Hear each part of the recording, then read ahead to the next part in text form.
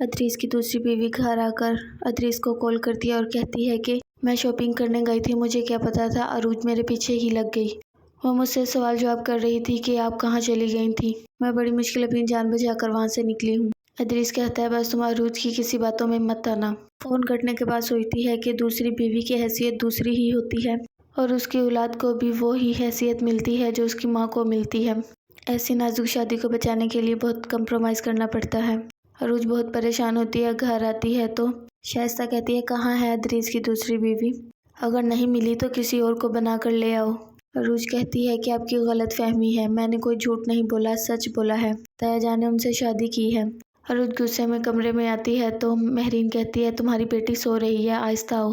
پھر عروج بتاتی ہے ہماری تو قسمت ہی خراب ہے، میں نے تو اسے اس کا حق دلوانا چاہا تھا لیکن وہ پتہ نہیں کیوں مکر گئی۔ مہرین کہتی ہے ادریس بہت چالاک انسان ہے، اسی نے ضرور کچھ کیا ہوگا اسی لیے وہ وہاں سے چلی گئی ہے۔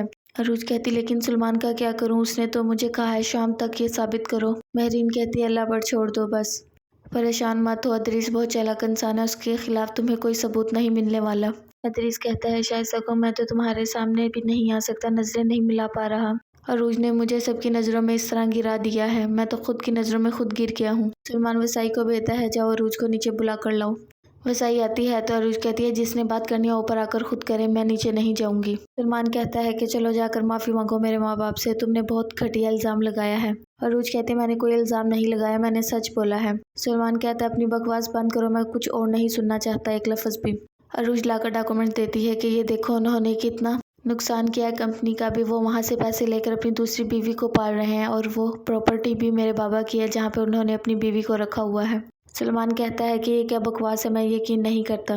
سلمان عروج کے منہ پر تھپڑ مارتا ہے اور کہتا ہے کہ میں ایک لفظ بھی نہیں سن سکتا اپنے ماں باپ کے خلاف، تمہیں شرم آنی چاہیے ایسے الزامات لگاتے ہوئے۔ سلمان پھر سے ہاتھ اٹھانے لگتا ہے، مہرین آ جاتی ہے اور آ کر کہتی ہے میری بیٹی پر ہاتھ مت اٹھانا ورنہ مجھ سے برا کوئی نہیں ہوگا۔